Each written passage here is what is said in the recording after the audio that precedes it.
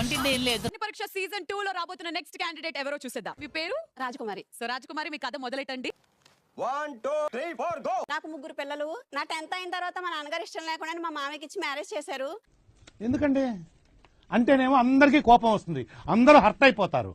తన్ని నల్లగా ఉన్నానని ఒకే ఒక కారణం చూపించి 3 months తర్వాత మా పిన్ని గారు అమ్మాయిని సీక్రెట్ గా మ్యారేజ్ చేసుకున్నారు. మోసం చేస్తున్నాడు బాగుపడరా. తర్వాత మళ్ళీ మా ఇంట్లో మళ్ళీ సెకండ్ మ్యారేజ్, మళ్ళీ 1 year గ్యాప్ ఇచ్చి మళ్ళీ మ్యారేజ్ చేశారు.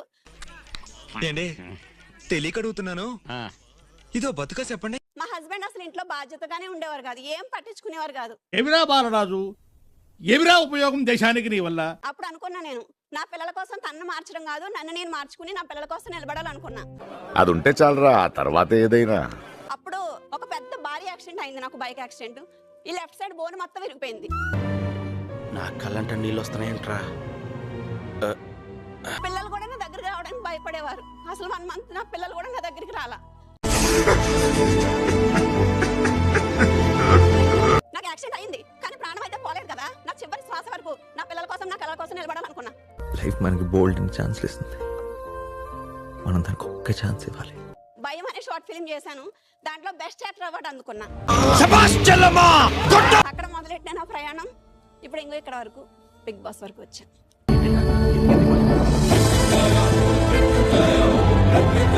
రీల్స్ కాకుండా నేను 10th క్లాస్ తర్వాత టైం పాస్ నేర్చుకున్న టైలరింగే నాకు చివరికి జీవనోపాధి అయిపోయింది.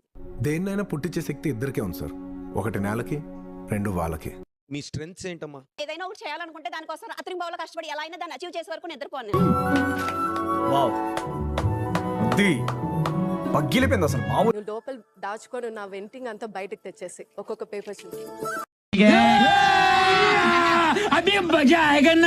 మా పిల్లాడు సరిగ్గా లేడని వాళ్ళకి తెలుసు. పెళ్ళైతే మారిపోతాడేమో. 30 సంవత్సరాల నుంచి మారలేని వాడు పెళ్ళైతే ఎలా మారిపోతాడు?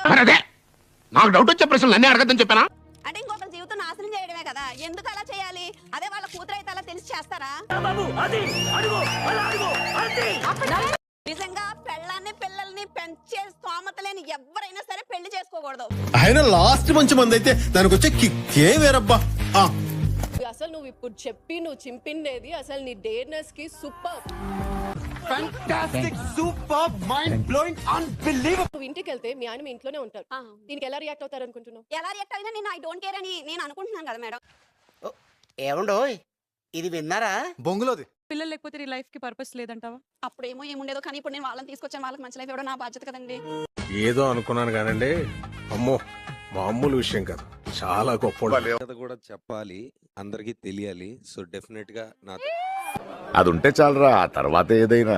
I don't think I can say no to you. You have to go into the house. Rajkumari garu, it's a green from